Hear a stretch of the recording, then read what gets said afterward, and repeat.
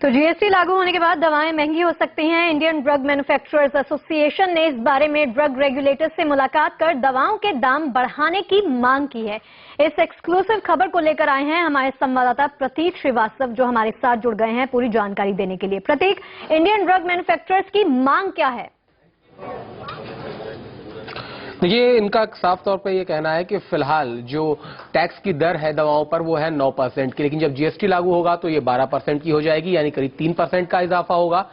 चूंकि जो national pharmaceutical pricing authority है, यानी कि ड्रग रेगुलेटर है एनपीपीए, वो दवाओं की कीमतें निर्धारित करता है। बिना एनपीपीए की इजाजत के आप दवाओं की कीमत निर्धारित नहीं कर सकते हैं, जो शेड्यूल 1 में है।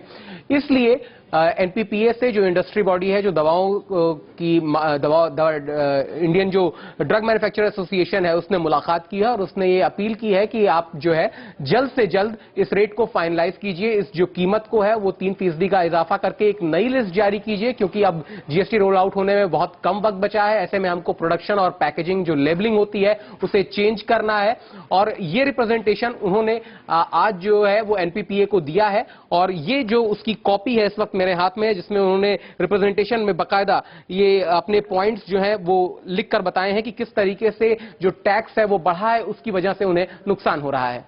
जी प्रतीक, इस पूरे अपडेट के लिए आपका बहुत बहुत शुक्रिया। यानी आपको भी यहाँ पर सचेत रहने की जरूरत है, क्योंकि जीएसटी के बाद दवाइयां जो हैं वो महंगी हो सकती हैं। जीएसटी की ऊंची टैक्स स्लैब से दवाओं के रिटेलर और होलसेलर भी काफी परेशान हैं। उनका ये कहना है कि 15 जून के आसपास देश में दवाओं की भारी किल्लत हो सकती है। All India chemist and distributor federation ने ड्रग रेगुलेटर से मिलकर इसका समाधान निकालने की मांग की है।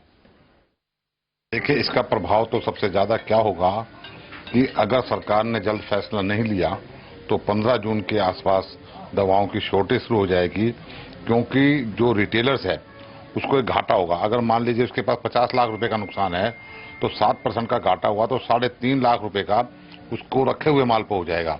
तो रिटेलर्स ने ये डिसाइड किया है कि हम 15 जून के बाद अपनी परचेजिंग को 50 से 60% कम कर देंगे।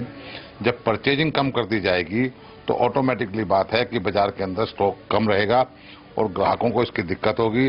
जीएसटी का जो रेट अभी 12% तय किया गया सरकार से, और प्रेजेंट वैट रेट 5% है, उसमें 7% का जो गैप है वो नुकसान रिटेलर और होलसेलर को होने की चांसेस है। तो हमने सरकार को सजेस्ट किया है कि 31 मई तक जो दवाएं निर्मित हो जाती है उनके ऊपर 5% जीएसटी लगाया जाए और बाकी पे 12%, और ये ट्रांजिशन पीरियड 3 से 4 महीने दिया जाए, सो दैट ये लॉस ना हो हमारे को या मिनिमाइज हो जाए।